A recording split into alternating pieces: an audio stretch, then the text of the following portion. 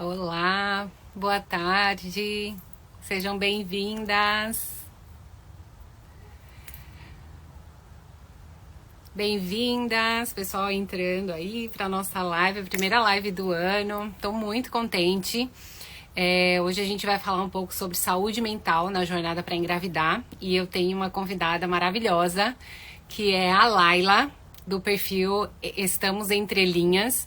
E vai ser bem legal porque ela vai explicar para vocês o que significa esse Estamos Entre Linhas, uma sacada muito legal que ela teve. Deixa eu ver se a Laila já entrou para convidá-la para participar.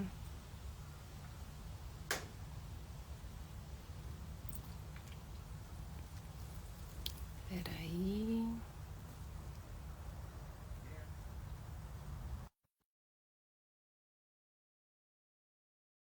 Dando.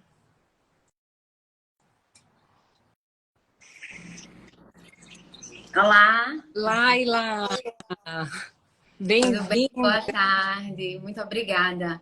É um prazer, eu agradeço o convite e a oportunidade de compartilhar um pouquinho dessa minha jornada aqui na espera pela chegada dos filhos. Muito obrigada pelo convite.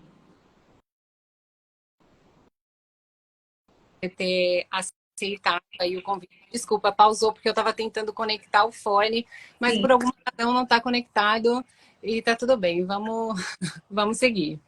tranquilo. Obrigada por ter aceitado o convite. Eu conheci a Laila no ano passado, olha, faz tanto tempo, né? No ano passado, a Laila me convidou para conversar um pouco com o pessoal do grupo de apoio que ela lidera aí com algumas mulheres que participam desse grupo. E eu tive o prazer de conhecê-la. A Laila é uma querida, faz um trabalho lindo no perfil Estamos Entre Linhas. E eu queria que você começasse, Laila, contando um pouco pra gente a história. Quem é a Laila? Meu nome é Laila, como ela já falou. Eu sou casada há 8 anos e nessa jornada a gente tem lidado com a espera pela chegada dos nossos filhos. Eu tenho um diagnóstico de endometriose desde os meus 25 anos, mas em questão de desconforto, de dor, ao fluxo intenso, eu tenho desde a adolescência. Eu criei a página, o perfil Entre Linhas, agora é recente. A página ela tem nem um ano, tem 6 meses. Eu criei ela em julho, na verdade, mas sob a perspectiva de compartilhar um pouquinho daquilo que eu tenho aprendido nessa jornada, né? No tempo da espera pela chegada dos filhos. O grupo de WhatsApp eu já tenho já com amigas há mais tempo, mas justamente por essa troca, né? Porque a gente consegue compartilhar aquilo que tem dado certo comigo, elas compartilham o que tem dado certo com ela e a gente vai aprendendo junto. E também como um canal de desabafar, de compartilhar, de escuta com qualidade, de ajudar realmente dentro da jornada e de ser rede de apoio umas com as outras.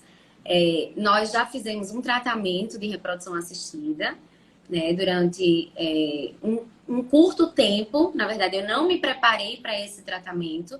E aí, por isso, eu senti o desejo e a necessidade também de conversar algumas coisas dessa área, né? Envolvendo essa área na questão da reprodução assistida, o que a gente passou e o que eu gostaria que outras mulheres também não passassem quando a gente busca, na verdade, uma ajuda, né, um acompanhamento médico, a gente cria uma expectativa muito grande. Então, eu acho que quando eu criei a página, também foi nessa perspectiva, né, de fazer com que outras mulheres elas pudessem ser acolhidas e compartilhar também um pouco dessa jornada, dividir um pouco com elas. Eu acho que faz toda a diferença na caminhada. Eu acho que se eu tivesse uma rede de apoio num grupo que é o Entre Linhas também na minha vida, na época que eu fiz o meu tratamento, talvez o meu olhar durante todo o cenário tivesse sido um pouco diferente.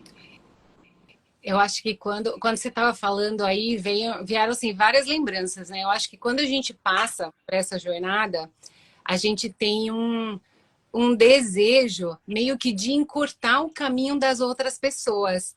Porque é tão doloroso, né? Porque, por exemplo, você falou aí, você fez um tratamento, né? Quando a gente vai fazer um tratamento, mesmo a gente já tem o diagnóstico, né, de infertilidade, mas a gente tem uma expectativa de que aquele tratamento é o nosso filho. Tipo, vai dar certo.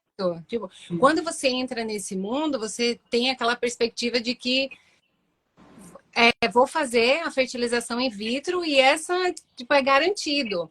E quando você falou isso, eu também tive essa sensação, assim, de que eu gostaria que alguém tivesse que alguém tivesse me contado algumas coisas para encurtar o meu caminho, né? Não assim, não é que eu tenho várias pacientes, vários clientes que engravidaram na primeira FIV, mas a gente sabe que a maioria dos tratamentos tem uma chance aí de até 70% de dar certo, né? Então, mas tem muitas coisas envolvidas que poderiam ter sido antecipadas, né, para encurtar esse caminho.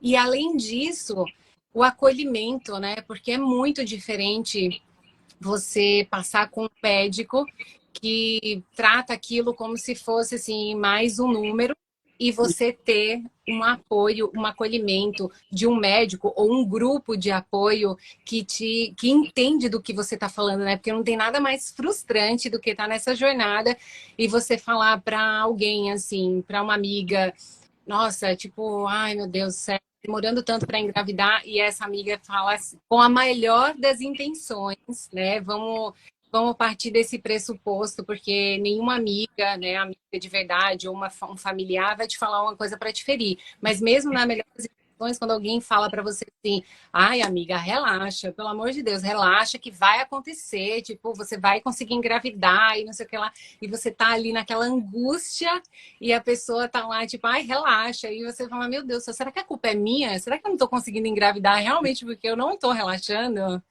Eu acho que é porque cada um fala sobre a sua realidade, né? De conhecimento, dentro da sua própria realidade, né? O que funcionou para mim não necessariamente vai funcionar para você, ou até mesmo dentro de um tratamento. Algo que eu falo muito para as meninas durante os nossos encontros é até para pisar no freio, né? De parar um pouco. Espera um pouco mais, por que não espera um pouco mais? E é algo que até que eu me arrependo um pouco de ter feito a minha FIV com a velocidade que nós fizemos. Quando nós procuramos o especialista, a gente achou, eu achei, na verdade, que era só procurar um médico, juntar um dinheiro, um recurso que a gente não tem, que você sabe muito bem que é muito alto. Então a gente só junta esse dinheiro, procura o médico e vai dar tudo certo. Então a gente foi com essa expectativa, o especialista compra esse sonho, né? Ele entra no nosso sonho, ele fala exatamente aquilo que a gente quer ouvir. Você vai ser mãe dentro de tanto tempo, entra no tratamento, faz todo esse protocolo, segue aqui que vai dar certo. Então você entra naquele mundo acreditando realmente que vai dar certo. Mas aí, no final das contas, no nosso caso, a gente não ficou com nenhum embrião. Eu até tive uma rede de apoio durante a minha jornada, durante o meu tempo de tratamento. Uma pessoa até que, uma amiga querida, que até fez FIV, fez tratamento também. E a gente dividia um pouquinho, eu dividi, na verdade, um pouquinho com ela a minha experiência, mas, na verdade, eu não tinha noção de que poderia ficar com nenhum embrião. No caso dela, que foi o que eu fiquei sabendo, foi que existia possibilidade na transferência de ter alguma dificuldade. Isso era o que eu tinha conhecimento. Vai ficar com o embrião, congela o embrião e pode existir alguma dificuldade na transferência embrionária. Eu não tinha noção nenhuma. É isso que eu falo para as meninas. Eu entrei totalmente às cegas nessa perspectiva. Eu não tinha noção nenhuma de que poderia não ficar com o embrião, que foi exatamente o que aconteceu com a gente. A gente fez a FIV, eu fiz todo o protocolo que deveria ter sido feito, eu paguei todo o valor que me pediram para pagar, mas no final a gente não ficou com nenhum embrião. E assim, o chão cai, né? Você fica... E eu vivi o luto imediatamente. Já o meu esposo, ele viveu o luto de uma maneira diferente. Na verdade, nós somos diferentes, né? O casal, ele é diferente, ele reage de formas diferentes, age de maneiras diferentes. E o luto não foi diferente pra gente também. O meu foi imediato. Eu fiquei com luto imediato. Já o meu esposo foi depois de alguns meses, eu acho que 3 meses, depois de uma batida de carro, que aí despertou, veio aquele gatilho. E aí ele percebeu da necessidade realmente de procurar ajuda, acompanhamento com terapia. Mas assim, eu entrei às cegas e nos encontros, através do grupo de Entre Linhas, a gente conversa, a gente compartilha sobre a nossa jornada, mas tem algumas meninas que estão no grupo que nunca entraram no tratamento ainda. E elas estão tendo uma rica oportunidade de dar um passo de cada vez, de procurar qual é a melhor estratégia que funciona para a realidade dela familiar, de parar um pouco, de pensar, de ouvir outras histórias. E essa é a perspectiva, na verdade, o grupo foi criado com essa intenção. E quando eu falo assim, eu tive o desejo de criar o grupo para elas, não, eu criei o grupo para mim. O grupo também serve para mim como a minha rede de apoio. Então, ao mesmo tempo que eu sou escuta qualitativa para elas, elas também são são escuta qualitativa para mim também. E aí, só para eu falar a questão do nome, né, do grupo, eu não sei se o pessoal. É, porque estamos entre linhas, foi um presente de nome também que eu ganhei de uma amiga. Eu tive o desejo já de criar o perfil, de direcionar, na verdade, algo voltado para infertilidade, para um perfil diferente. Então, eu criei um novo perfil. E aí, eu não tinha um nome. Eu não ficava em paz porque não tinha um nome. Eu tinha um desejo, mas eu não sabia como que começava isso, como é que eu criava esse perfil. E aí, eu ganhei um presente de uma amiga. A gente conversando e ela me deu esse nome. O nome é o seguinte: um teste de farmácia naquele do modelo antigo. Hoje em dia tem um teste de farmácia bem atualizado, que é grávida ou não grávida, enfim. Mas do antigo lá, que eram 2 listrinhas, é sobre essa perspectiva. Uma linha é negativo, 2 linhas é positivos. Como tentante, estamos entre linhas. A gente nem está no negativo, a gente já ultrapassou essa fase, mas a gente não chegou ainda no positivo. Mas a gente está nesse meio aqui, que eu acho que fala mais, pelo menos me define mais do que tentante. E aí, só uma observaçãozinha sobre essa perspectiva, que tentante, na verdade, quando você fala com alguém que ela é tentante, você traz uma definição para aquela pessoa. E eu não penso assim, eu não gosto, na verdade, de dizer que eu sou tentante. Eu posso estar tentante. Por isso que eu penso nessa perspectiva do estou entre linhas. Ai, eu adoro. Eu achei incrível quando eu ouvi a primeira vez. Também eu não gostava muito eu não gostava de usar esse termo tentante. Eu sei que no dicionário tá lá, tentante é a mulher que deseja engravidar. E Sim, isso era o que eu estava, eu desejava sim, engravidar. Mas era como se tentante, tipo, ai, você é tentante, me prendesse naquele papel. E eu sim. não queria ficar presa naquele papel. Eu queria que aquele papel fosse um transitório, né? Porque ele é transitório, né? Então, Eu falo para elas, tem começo, meio e fim, vai terminar. É. exatamente, exatamente. Tipo, é transitório, é uma fase e a gente tá caminhando para chegar nas 2 linhas, para ultrapassar e Sim, sim, sim. chegar nas 2 linhas. Eu acho incrível, Laila. Laila, conta um pouquinho pra gente. Que você estava falando desse luto, né? E eu sei, eu conheço esse luto, porque o meu primeiro tratamento de FIV, eu fui com esse pensamento assim: eu já quero engravidar de gêmeos. Eu tinha certeza. E, tipo, eu quero engravidar de gêmeos. E no primeiro tratamento também, eu tive vários folículos, vários óvulos, acho que foram 13 ou foram 15 óvulos. E aí a gente entra naquele funil, né? Quantos Sim. frequentaram, não sei o que lá, tal. E aí eu tive um embrião que chegou em estágio de blastocisto, só que esse embrião era aneuploide. E eu tinha a indicação de fazer a biópsia porque eu já tinha o que eles chamam de idade materna avançada, né? Então eu tinha que fazer, eles recomendavam fazer a biópsia para não ter que passar por uma transferência e de repente o embrião já ser aneuploide e eu só passar pela transferência e ter o negativo. Ou uma possibilidade de aborto depois. Então, eles recomendaram e era aneuploide. E esse luto, ele é muitas vezes incompreendido pelas pessoas, né? Porque para mim era como se era era tudo aquilo ali. Tipo, e quando não teve nenhum embrião, e eu estava viajando com meu marido, a gente tinha viajado para encontrar uns amigos, era aniversário dele, e a gente ia conhecer, inclusive, o filho de um casal de amigos nossos, nessa viagem. E na hora que o médico mandou uma mensagem, ele mandou uma mensagem só, tipo, não é que ele me ligou nem nada, ele mandou uma mensagem, porque a gente fez o primeiro tratamento no México e tem uma diferença cultural assim muito grande, é um distanciamento absurdo entre médico e paciente. Ele mandou uma mensagem tipo, olha, o resultado da biópsia, o embrião é aneuploide. Não tem, a gente não pode transferir. E eu demorei, assim, eu lembro que eu vi o resultado e continuei ali, tipo, como se nada tivesse acontecido. E depois, assim, eu desabei e eu perdi o chão. E eu queria que você contasse pra gente, assim, como é que foi isso pra você e como você conseguiu lidar com esse luto. Tá. Quando eu recebi a ligação do laboratório, não é nenhum médico, não sei agora se o procedimento mudou. Eu acho que eles estão incluindo até psicólogos para dar esse tipo de notícia, mas na minha época, né, há 3 anos atrás, não era o médico especialista, aquele que lhe acompanha, que dá esse tipo de resultado, né? Quem me deu foi o pessoal do laboratório. Então, quando eu recebi a ligação, foi durante o meu expediente de trabalho. Eu estava trabalhando e aí o telefone toca e eu não tive nem tempo de descer, de sair daquele ambiente. Eu atendi ali mesmo e ali mesmo ele me falou. Quando ele me falou, eu entendi que a gente tinha ficado com um embrião. Desliguei a ligação feliz, porque até então ali eu tinha entendido que estava, pelo menos deu certo, pelo menos para um embrião. E aí, logo depois, eu tive a ligação da médica, né? O processo, eles fazem assim, o laboratório liga e o especialista entra em contato.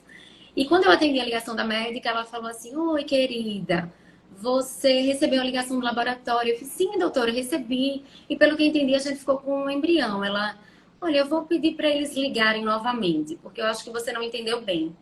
E aí eu tive que desligar a ligação. E eu falei assim, antes de desligar, eu falei: Não, não liga para mim de novo. Se eu não entendi uma primeira vez, eu já não vou entender uma segunda. Liga para a segunda opção, que era era o número do meu marido. Liga para ele, que eu acho que ele vai entender, e depois ele me explica. E aí o meu esposo recebeu a ligação e entendeu que a gente não tinha ficado com o embrião, e depois ele me ligou e explicou para mim.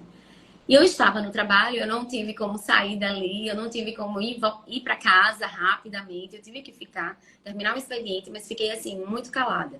É tanto que na época eu ainda fazia terapia convencional, a normal, sem ser específica para tentantes. E aí eu, na época, eu lembro que a minha psicóloga, ela tentava sugar de mim para que eu falasse alguma coisa. E o meu luto, ele foi muito regado por silêncio, sabe? Eu fiquei muito calada. Eu fiquei muito quieta, tentando entender tudo aquilo, porque eu tinha uma expectativa gigantesca. Como as pessoas falam, né, sobre gêmeos. Ah, faz tratamento, vai que vem gêmeos. Como se fosse uma situação assim, tipo, muda ali, aperta um interruptor e é gêmeos, vai ser gêmeos, enfim. Mas não é assim, você muito bem sabe, né? Então eu não tive como lidar com o luto do nada, do silêncio, já para começar a fala. Então foi um processo que demorou um tempo, a minha psicóloga insistia bastante, até conversou com meu marido na época, pedindo para que eu falasse um pouco, que eu conversasse sobre o que eu estava sentindo, mas eu entendi naquele momento que eu precisava realmente ficar em silêncio. E com o tempo, eu fui percebendo alguns sinais que meu corpo foi dando. E a questão da terapia, assim, eu levanto bandeira para terapia para todas as situações da nossa vida, né? Eu sempre fiz terapia e é uma coisa assim que eu falo para todo mundo, se tiver condições, procurar um terapeuta para acompanhar em qualquer área, em qualquer dificuldade, eu acho que é importantíssimo. E aí, eu percebi, eu fui percebendo, né? A gente, quando se conhece através da terapia, a gente vai percebendo quais os sinais que o corpo vai dando. E uma das situações que eu consegui dar significado ao meu processo de luto pós-FIV foi que eu criei aversão total ao dinheiro. Eu coloquei uma expectativa muito grande no recurso financeiro que eu estava investindo para fazer aquele tratamento. Porque ao longo da minha vida, com a endometriose, as pessoas me falavam assim: ah, se você tiver dificuldade para engravidar, junta dinheiro, procura um especialista que você vai conseguir engravidar. Então, a expectativa da minha vida inteira com relação à endometriose ou a possibilidade de dificuldade para engravidar era relacionada ao dinheiro. Então, eu juntei um dinheiro que eu não tinha, entrei no tratamento e quando veio negativo, vem sem embrião, eu fiquei totalmente com rejeição, avessa, criei uma aversão assim gigantesca ao dinheiro. Só que eu só consegui significar isso, eu estava com aversão ao dinheiro, a partir de uma terapia específica. Eu procurei um especialista, uma psicóloga especialista em tentantes, fiz um acompanhamento com ela, e aí a gente foi começando a investigar e eu percebi realmente que eu estava com aversão ao dinheiro. Eu, inclusive, recusei uma promoção no trabalho, uma possibilidade de ganhar um valor maior até no meu salário, porque eu sabia que dinheiro não pagava nada. Então, eu não queria. Então, isso, assim, repercutiu em outras questões, mas eu acho que o mais forte para mim, que me tocou mesmo, e que eu falo muito com as queridas lá no Encontro das Entrelinhas, que a gente faz no encontro online, para a gente tentar olhar para a gente, se conhecer dentro do cenário e perceber quais são os sinais que a gente está dando. Porque não somente a questão da mente, né? Mas o corpo, o organismo da gente, ele vai reagir de alguma forma. E no meu caso, imediatamente eu tive essa aversão ao dinheiro.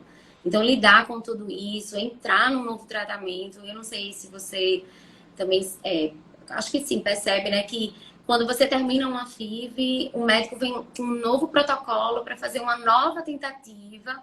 Eles não dão nem esse tempo assim para você parar, respirar, organizar o organismo, né? Fazer esse detox para depois entrar num novo tratamento, não. Vai seguindo. Então, quando a gente fez até a consulta de retorno, a médica veio com novos protocolos, com novas possibilidades, né? Trazendo também um pouco dessa esperança. Eu entendo da parte dela também sobre esse olhar de trazer novas possibilidades com uma perspectiva de esperança, mas eu acho que precisa ter um intervalo. Eu acho que precisa ainda ter, pelo menos para mim funcionou assim. Precisa ter esse intervalo de você respirar, de você entender o que é que está acontecendo, de você dar significado a tudo isso, para depois pensar na possibilidade de um tratamento. Eu até fiquei um tempo sem querer fazer tratamento, sem querer investir, porque é um valor muito alto de você investir para depois ter um novo negativo. Então eu tive muito medo, mas tudo foi trabalhado, né? O tempo também foi cicatrizando as feridas.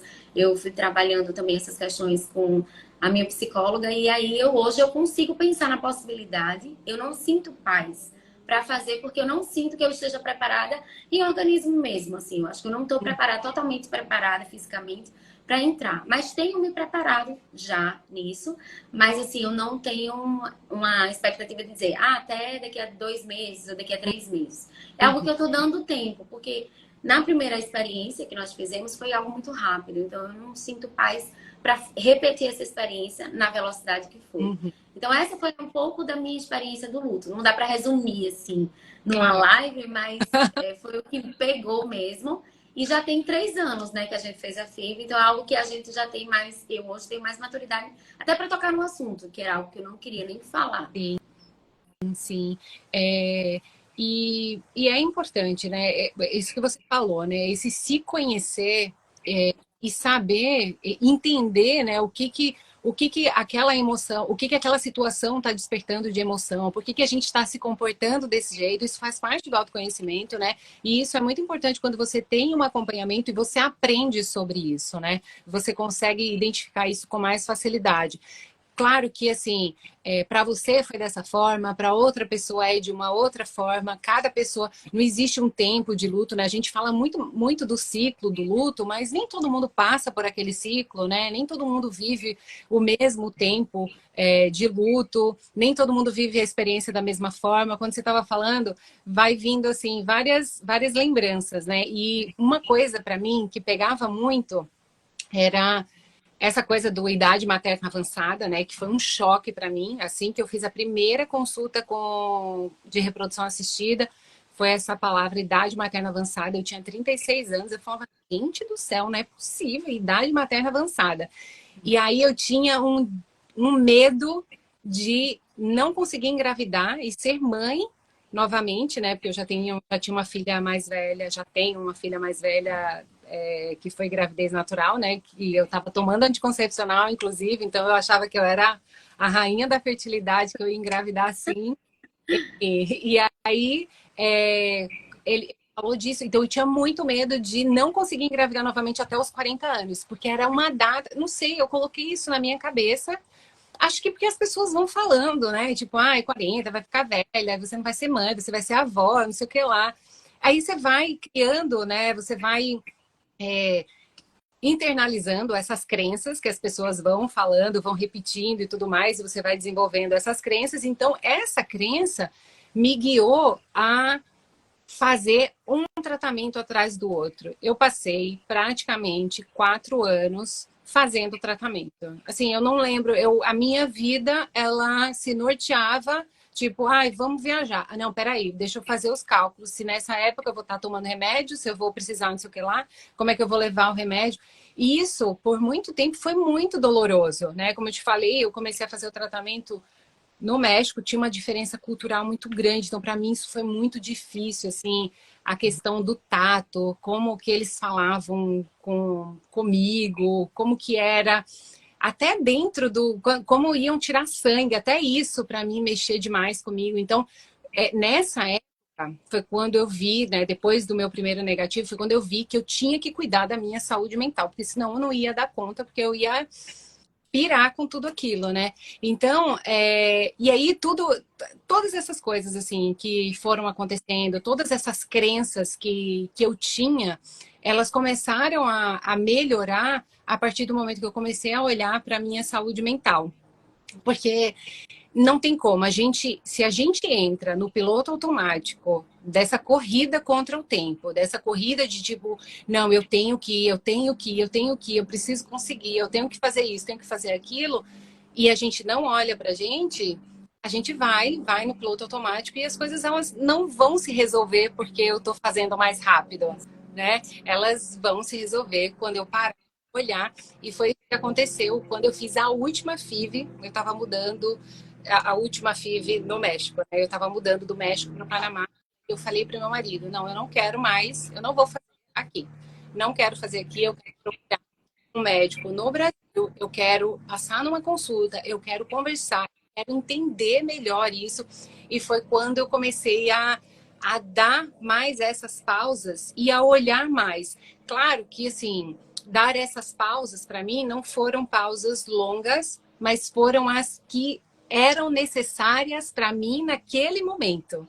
Então, tipo, porque assim, para mim era necessário, sei lá, uns 3 meses, para você 3 anos, para outra pessoa 5 anos, tipo, não tem um tempo correto, né? Tipo, eu acho que assim é o certo, ou assim é o errado, ou tem que ser assim. Para cada pessoa vai ser de uma forma, vai funcionar de uma forma, e tá tudo bem. Isso é a magia das diversidades, das diferenças, né? Porque a gente processa as coisas e a gente dá significado às coisas de forma diferente porque somos diferentes, né? E também não ficar olhando sobre a outra realidade, né? Porque quando você vê que outra pessoa está dando certo com essa alternativa, com esse tipo de protocolo, você fica pesquisando de tudo, procurando saber de tudo, acompanhando a rede social, né? Tem tudo. Se você for botar a fertilidade, vai aparecer especialistas do mundo inteiro. Então, se você for seguir todo mundo, os protocolos de todo mundo, você vai acabar ficando mais ansioso, né? Sem olhar para si, com esse cuidado. E esse tempo, ele requer mais cuidado, né? Especialmente na questão das emoções, na saúde mental. Então, a gente não consegue dar conta de tudo e viver a nossa realidade sobre a realidade do outro. Então, a gente precisa ter isso bem definido. E definido também na perspectiva do que funciona para a sua família, né? Para a sua realidade familiar, que é algo que eu falo muito para elas, né? Isso foi o que aconteceu comigo. O que eu dou de sugestão é criar rede de apoio, esperar um pouco mais, investigar, né? Pesquisar, entrar sabendo onde você está pisando os seus pés, onde você vai investir aquele recurso e devagar, né? Conversando também com o esposo. Eu falo muito para elas também que o que são 5 anos de espera ou 10 anos de espera dentro da nossa linha de tempo de vida, né? Se a gente for viver 90 anos. Então, isso é um tempo que tem começo, meio e fim, mas que vai terminar. E aí, a gente sonhou também muito antes, as que são casadas, por exemplo. Sonhou com casamento. Então, você acaba deixando de lado o casamento para viver a realidade do filho que não chega. Muitos casamentos se desfazem, enfim. Existem outras situações que acontecem, né, em outras famílias, outras realidades, mas porque o nosso olhar não tá para a nossa realidade familiar. Tá pela realidade familiar do vizinho, tá para realidade daquela blogueira que tá postando, que conseguiu, que fez aquilo e tal. E aconteceu para ela, e que bom que aconteceu para ela. É uma alternativa, talvez para a gente também, mas não na velocidade que foi para aquela família. Então, acho que existem histórias, a diversidade que você falou, existem as histórias aí que são lindas, que são ricas e que a gente precisa também ter esse filtro, né? Do que a gente vai assimilar pra gente e não ser tão esponja, né? De pegar toda aquela informação e achar que também vai acontecer. Porque tenho amigas que tiveram êxito numa primeira tentativa de FIV. Eu estava nova, eu tinha 32 anos quando eu fiz a nossa primeira filha. Então, eu estava nova. Se fosse contar por essa idade materna, então eu deveria ter tido pelo menos um embrião, mas aí não foi a realidade pra gente. E aí eu não posso também ficar me apegando a essas coisas que não valem para minha realidade enquanto família. Sobre essa perspectiva assim de emoção e tudo mais, eu tenho uma analogia que eu faço com elas assim que eu me lembrei agora, que é um tijolo, que a gente precisa realmente estar buscando ajuda, acompanhamento, saúde mental, emocional, enfim. E aí o tijolo, por exemplo, um tijolo na parede, ele traz conforto. Um tijolo colocado no lugar correto, ele traz conforto. Na parede de uma casa, na parede de um hospital, ele traz segurança, traz conforto. Mas um tijolo que cai na nossa unha, no pé, ele traz uma dor enorme, né? A unha cai, a gente vai ficar mancando, corre o risco até dependendo da força, da intensidade, de quebrar aquele dedo, enfim. Então, assim, a necessidade que a gente precisa, a prioridade, na verdade, que a gente precisa dar para esse cuidado da saúde mental, né? Nesse tempo. Porque, por mais que a gente pense que esteja tudo bem, vai vir algum gatilho, alguma amiga vai engravidar antes, ou alguém vai fazer um chá, revelação, alguém vai colocar o nome do filho, uma amiga vai colocar o nome do filho, que é aquele seu sonho, que foi algo até que a gente já conversou em um dos encontros, que uma das meninas até compartilhou que isso acabou com ela. Uma amiga colocou o nome que ela desejava para o filho dela. Então, é uma situação assim pontual, mas que não tratando, não acompanhando, não tendo um acompanhamento com um psicólogo, não colocando como prioridade a saúde mental, vira uma bola de neve e lá na frente, quando estourar, vai ser muito mais desafiador, vai ser muito mais difícil de encarar. Então, assim, sempre relembrem aí, as que estiverem ouvindo, essa história do tijolo, ela faz uma diferença. De vez em quando eu lembro disso, eu falo, não, eu preciso colocar o tijolo no lugar certo. O tijolo, ele vai precisar ir para a parede. Então, essa dor, ela precisa ter um significado e dar um tempo para cicatrizar, para amadurecer, porque eu acho que é bem importante para a gente durante essa jornada, né? E não existe fórmula de bolo, né? Não existe fórmula de bolo. A gente vai aprendendo com o tempo. Exato, Laila. Adorei essa analogia do tijolo, hein? É perfeita, perfeita. E é verdade, Laila, a gente precisa, sim, a gente precisa priorizar a nossa saúde mental, assim como a gente foca no nosso corpo. Primeiro, porque não existe essa separação. Nós somos um só, um todo. Não existe, eu sempre costumo falar que não existe saúde reprodutiva sem saúde mental. A saúde é saúde, a gente precisa cuidar de tudo. E o que acontece muitas vezes é que a gente investe muito na saúde do corpo e não sei o que lá, e é porque eu vou fazer isso, vou fazer aquilo, e não cuida da saúde mental e a gente coloca, aposta todas as nossas fichas na chegada do filho. E muitas vezes, o que acontece? A gente deixa de lado toda a nossa vida, o resto da nossa vida, né? Porque, assim, ser mãe, engravidar e ser mãe é uma parte da nossa vida. Tem todas as outras, tem o nosso lado profissional, tem o lado do relacionamento com o marido, do relacionamento com a família, do relacionamento com as amigas, tantas coisas que a gente quer fazer, tantos sonhos que a gente tem, e muitas vezes a gente coloca tudo em pausa, absolutamente tudo em pausa, em prol desse sonho. Claro, ser mãe provavelmente seja o maior sonho da sua vida, provavelmente seja o maior sonho da vida dessas mulheres que estão escutando a gente nesse momento, mas ser o maior sonho da minha vida, da sua vida, da vida dessas mulheres, não quer dizer que é o único sonho. Então a gente não pode colocar todas as fichas aí, porque o que acontece muitas vezes? Eu escuto, né? Tipo, ai, nossa, eu só vou me sentir completa, só vou me sentir feliz quando o meu filho estiver aqui. E o que acontece muitas vezes, ou algumas vezes, né? Como já escutei, de que quando a mulher é engravida, aí de repente ela tem hiperemese gravídica, passa a gravidez inteira enjoando, ou tem trombofilia, tem que ficar aplicando injeção, e aí ela sente o peso daquilo e ela fala, meu Deus, eu não aguento mais, e não sei o que lá, e não consegue lidar com toda aquela situação, claro que é dolorosa, que é difícil, mas ela colocou toda a expectativa, assim, tipo, meu Deus, eu pensei que eu ia estar vivendo um sonho, eu sonhei tanto com isso, eu pensei que eu ia estar, sei lá, fazendo fotos e comendo coisas gostosas e não sei o que lá, e de repente nada disso está acontecendo, ou então quando o bebê chega, as madrugadas ficam muito pesadas e a mulher não consegue se ver feliz Porque ela colocou todas as fichas ali. Então, tipo, ela passou a fase, né, entre linhas dela, toda isolada, né, tipo, sem querer investir em outras coisas na vida dela, porque ela estava postando todas as fichas dela ali. E aí ela consegue, aí ela não, ela consegue realizar esse sonho, mas ela percebe que aquela felicidade completa que ela achou que ela ia ter quando o bebê dela chegasse, não foi bem assim, porque a felicidade não é uma área da nossa vida. Mesmo que seja o maior sonho da nossa vida, a felicidade não se resume a uma única coisa. A gente não é uma única coisa. Eu não sou. A Fernanda não é só mãe. A Laila não é só o desejo de ser mãe. Não é só a esposa. Não é só a profissional. A Laila é uma mulher completa. Ela é uma mulher completa. Então, isso acontece muito, né? Tipo, infelizmente, de a gente querer apostar todas as fichas num único sonho, numa única área da nossa vida. E aí, isso acaba sendo muito doloroso.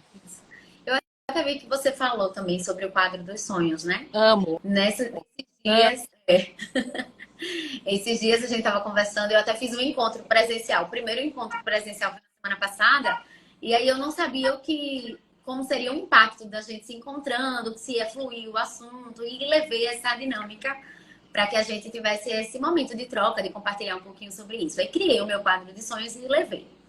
E aí ontem a gente fez um encontro online, a gente estava conversando e uma das meninas falou assim, antes de eu fazer o meu, eu fiquei pensando, eu não tenho somente o sonho da maternidade, eu tenho um sonho na área profissional, eu tenho um sonho na vida pessoal, eu tenho outros tipos de sonho, então eu vou colocar aí. Então é sobre isso, é exatamente isso que você está falando. Quando a gente fica nesse hiato, né, que eu falo, nesse intervalo de tempo da espera, a gente acaba pensando somente em filhos, pesquisando somente em filhos. O algoritmo do Instagram só manda isso, então você só tem esse tipo de pensamento, de estratégia e tudo mais. E você acaba esquecendo de viver, de aproveitar e de usufruir, de viajar e de curtir.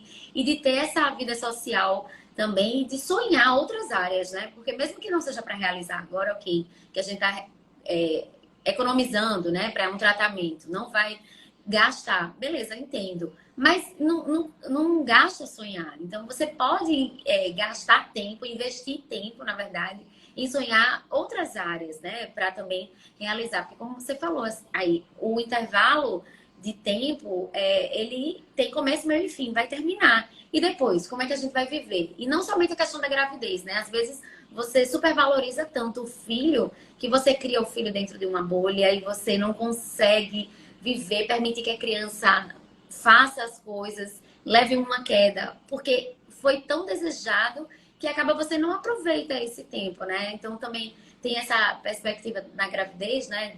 Pode haver alguma dificuldade, alguma intercorrência nessa perspectiva e você não usufruir da forma como você imaginou, sonhou, e a expectativa da gente, a frustração é exatamente do tamanho da expectativa. Então, isso a gente coloca um peso muito grande em algo que poderia ser leve. Uhum. E eu entendo que é pesado, que é desafiador, que dói, que às vezes a gente não quer ver ninguém e às vezes a gente precisa impor limites, né? Colocar limites.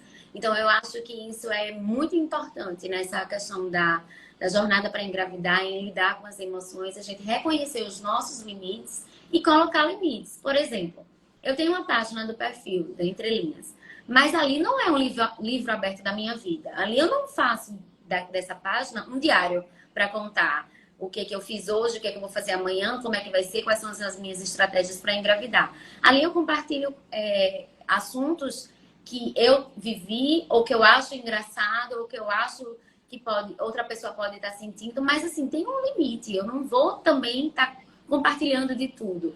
Então, eu acho que nessa jornada para a gente, também nesse tempo que a gente espera a chegada dos filhos, a gente precisa reconhecer os nossos limites. E a gente só vai conseguir fazer isso através do autoconhecimento, né? A gente olhando para a gente, vendo quais são as nossas necessidades, colocando esses limites e fazendo com que as pessoas também não ultrapassem, né, esses limites, que elas respeitem o nosso limite. Então, a gente não precisa estar dando satisfação. A gente deve compartilhar somente com quem a gente tem confiança.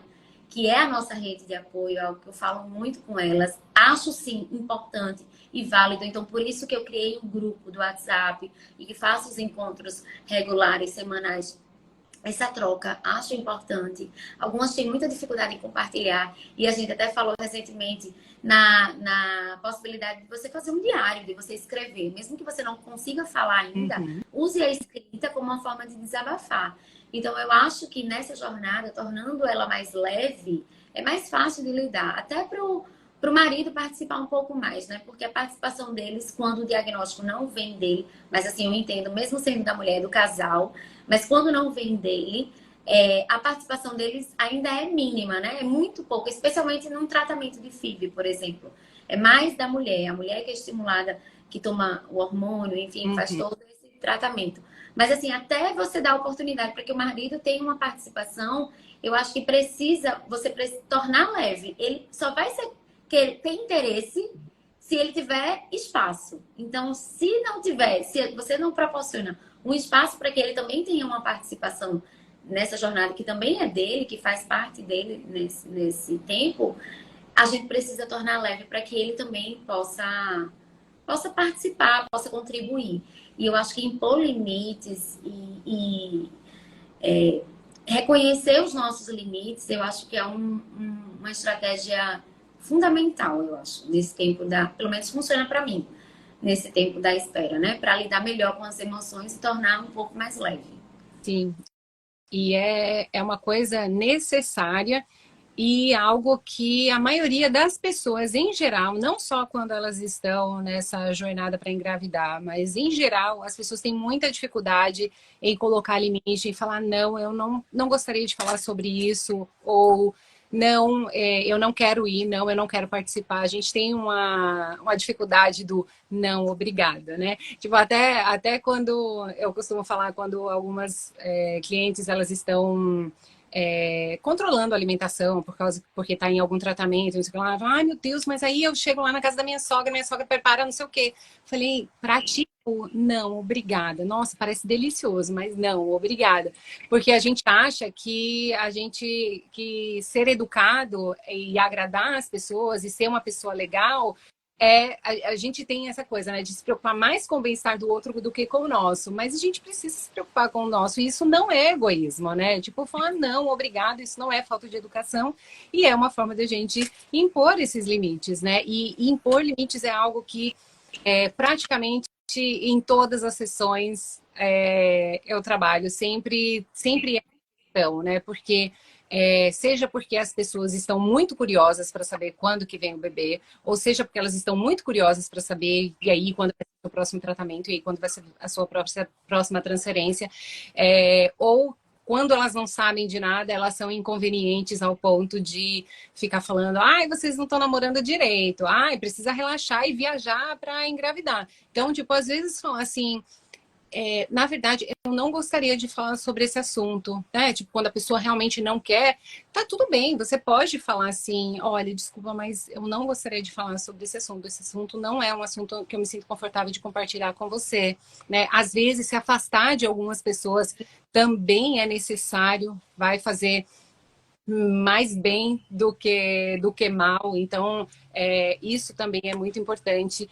E uma coisa que eu ia te falar, assim, que para mim era muito difícil, eu admiro demais o trabalho que você faz por isso, porque eu já, quando eu estava entre linhas, né, quando eu estava aí na minha espera, eu já trabalhava com mulheres que queriam engravidar, mas eu não conseguia compartilhar, eu não tinha essa. Eu queria ajudar, né? Obviamente, eu criava conteúdo já na internet para ajudar, mas eu não tinha essa.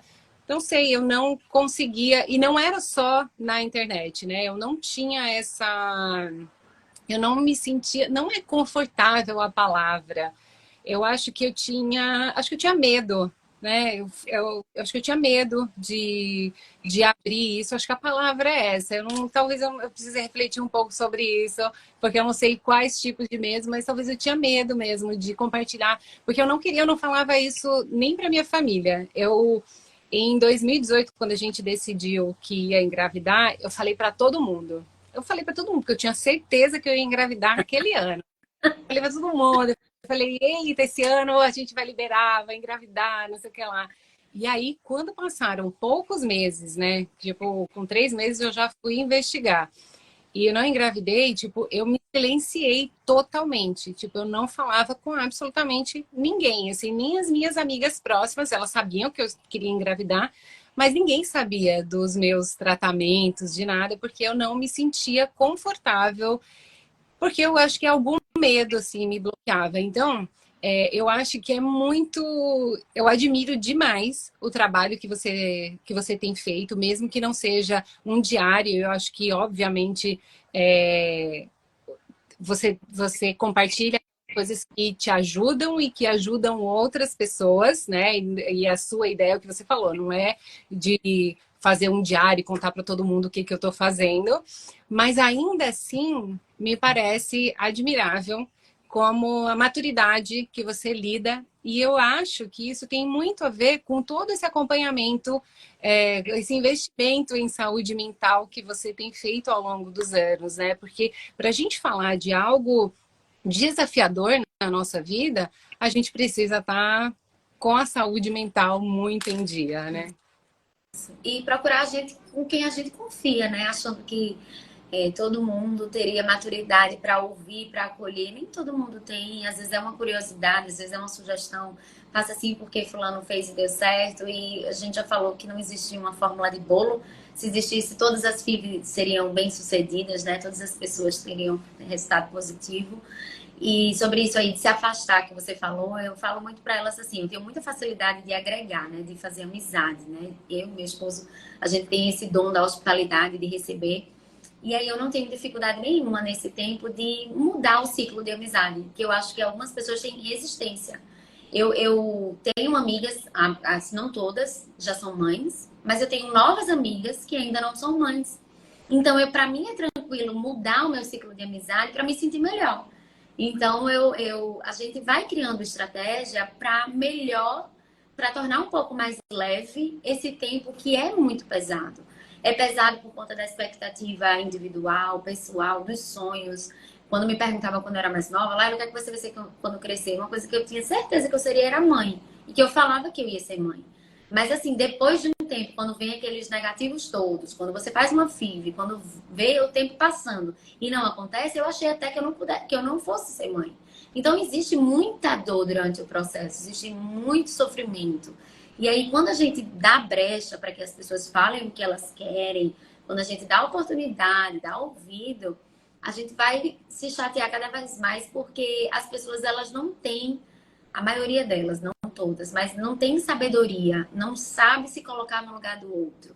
Elas tentam ajudar, mas elas não sabem como fazer isso. E até uma das coisas que eu digo para as meninas nos encontros é que às vezes não é nem intencional, não é nem no sentido de magoar, é porque não sabem realmente, não sabem.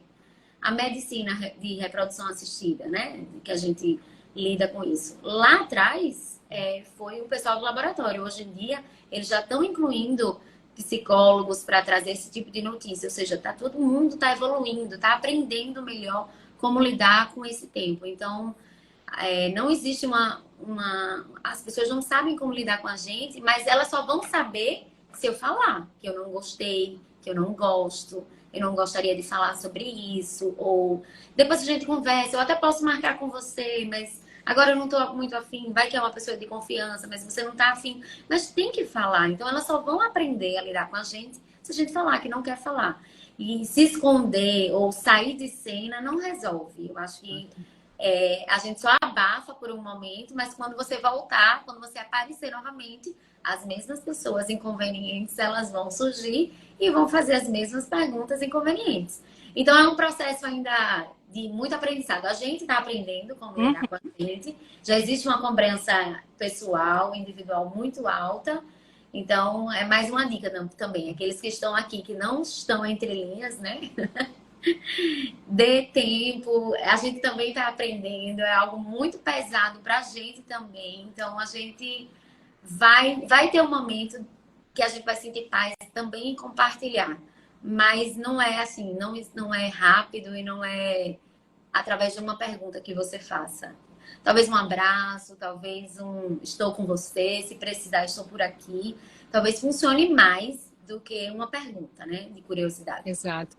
Eu adorava quando alguém falava assim, eu tô orando por você. Sim, sim. Tipo, é o que as pessoas podem fazer, mandar energias positivas, orar, fazer uma prece, né? Isso. Porque no final das contas, não tem nada que a pessoa possa fazer efetivamente ali, que ela pergunte, né? Que uma resposta que você dê, que ela vai poder resolver uma questão ali para você. O que ela pode fazer para você é te mandar muitas energias positivas, e para isso ela não precisa saber exatamente quais são os passos, né? O que exatamente está acontecendo. Isso, verdade. Muito legal, Laila.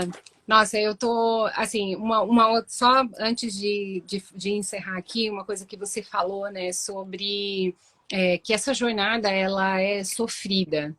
E, assim, eu gosto de usar a palavra desafiadora, sabe? E no desafio tem momentos de sofrimento. A gente vai ter momentos de muita dor, tem momentos de muito sofrimento, de angústia, de incerteza, mas ela não precisa ser só sofrimento, né? Ela vai ter, não tem como passar por essa jornada sem sentir angústia em determinados momentos, sem sentir medo em determinados momentos, sem ficar triste em determinados momentos, sem, de repente, em alguns momentos, se questionar vai dar certo ou não vai dar certo. Mas uma coisa que a gente precisa internalizar. Vai ter momentos de dor, vai ter momentos de sofrimento, mas não precisa ser uma jornada somente de dor e sofrimento. Eu acho que isso, eu acho que, assim, do que você trouxe, isso é uma das mensagens que eu recebi e que eu gostaria de reforçar antes da gente finalizar essa live.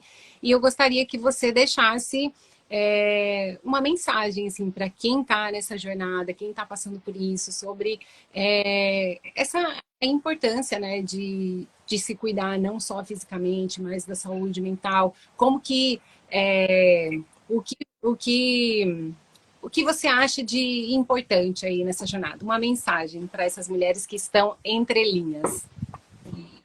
Eu gosto muito de pensar sobre a perspectiva do ressignificar, né?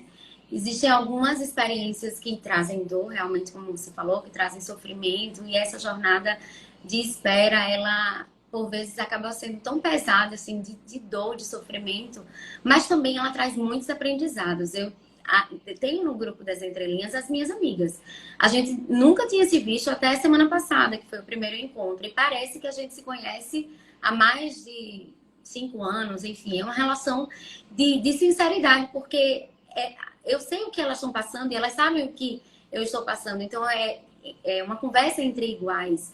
Então, eu tenho olhado para essa experiência, essa jornada, essa espera, com outro olhar, com um olhar de ressignificados. Até sobre a perspectiva de repente repetir uma FIV, por exemplo. Então eu tento me apegar a algo que, tipo assim, não é que vai dar negativo, vai ser uma estratégia, uma oportunidade de repente de eu ressignificar aquilo ali. Então vamos pensar quais são as alternativas que eu tenho dentro desse cenário. Entrar numa FIV mais preparada, aliar isso à medicina chinesa, cuidar da saúde mental, procurar um especialista, um terapeuta, fazer caminhada, atividade, melhorar a alimentação. Então, quais são as alternativas que eu tenho para melhorar o meu cenário, entrar melhor dentro de um tratamento de FIV? Então, a minha mensagem, assim, que eu tenho para dizer, especialmente até para fazer um convite, se você está entre linhas, se você quiser participar dos nossos encontros, é algo que eu tenho um cuidado muito grande, especialmente porque, às vezes, sou eu que sabe da história, quem sabe da história da pessoa, e às vezes só o marido ou uma mãe. Muita gente do meio social, da vida social daquela pessoa não sabe. Então a gente tem muito esse cuidado de não expor nos nossos encontros, quando a gente vai divulgar alguma coisa de foto, a gente esconde o rosto justamente para não expor, porque é uma situação tão individual, é tão dela, é tão pra gente no encontro, então a gente não compartilha, não divulga as fotos justamente com esse cuidado. Então a minha mensagem que eu quero dizer aqui dê uma oportunidade de você ressignificar toda essa tua trajetória, né? tente olhar com um olhar de esperança, que vai acontecer. Crie o seu quadro de sonhos, comece a imaginar, sonhe com isso, acredite que você vai ser mãe. Procure as alternativas que você tem dentro desse cenário. Cuide melhor da alimentação, cuide melhor da saúde mental, inclua o marido também durante a jornada, façam programas juntos, aproveite o casamento antes da chegada dos filhos. E uma frase que eu disse recentemente para elas, e elas ficaram extremamente emocionadas, e nem foi a minha intenção, foi que a história dos nossos filhos começa hoje. Quando os nossos filhos forem para a escola e forem fazer alguma atividade de trabalho, como é que foi o seu tempo? Como é que você chegou? Como foi? A mamãe e o papai estavam esperando? Como foi que aconteceu que ele for lá escrever? Ele vai contar essa história que está acontecendo agora. A mamãe esperou tanto tempo, a mamãe chorou muito, mas a mamãe tinha muita esperança. Então, a história dos nossos filhos, ela já começa agora. Então, a mensagem que eu tenho que dizer aqui receba o meu abraço, receba o meu acolhimento. É doloroso, mas tem muito aprendizado na jornada. E a gente sabe, com o autoconhecimento, como tornar essa jornada um pouco mais leve. E se você quiser participar do grupo, é nossa convidada. Obrigada, Laila. Nossa, eu poderia ficar conversando com você aqui por horas. Foi muito gostoso, muito agradável. Obrigada por ter aceitado o convite. Obrigada por essa mensagem que você deixa aqui para elas. Eu acho que uma coisa que eu sempre falo, né? Os nossos filhos, eles não merecem chegar a esse mundo com a responsabilidade de fazer a gente feliz. Então, se comprometa, você hoje, com a sua felicidade. Porque, assim, é assim que o nosso filho, que o filho de vocês merece chegar a esse mundo com uma mãe feliz, uma mãe realizada. E sim, acreditem, eu sempre falava para mim isso quando eu fazia o meu quadro dos sonhos e quando eu orava, quando eu entrava no quarto que ia ser do meu filho, eu sempre falava para mim, eu tenho certeza que Deus, na infinita bondade dele, porque eu acredito num Deus bondoso, não num Deus cruel, na infinita bondade dele, não colocaria um desejo no meu coração se ele não tivesse a intenção de realizá-lo. Pode estar demorando, mas a minha hora vai chegar. E pode parecer que está demorando, mas a sua hora vai chegar e a hora de vocês que estão aqui ouvindo a gente também vai chegar. Sim. Muito obrigada pelo convite. Foi um prazer. Vamos tirar uma foto? Vamos. Deixa eu fazer o seguinte, para ficar na capa.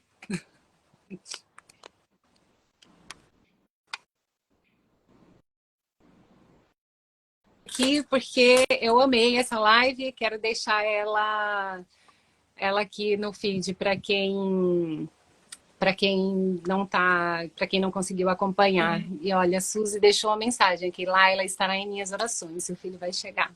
Chegar. Vai sim, obrigada. Obrigada. Muito obrigada. Prazer.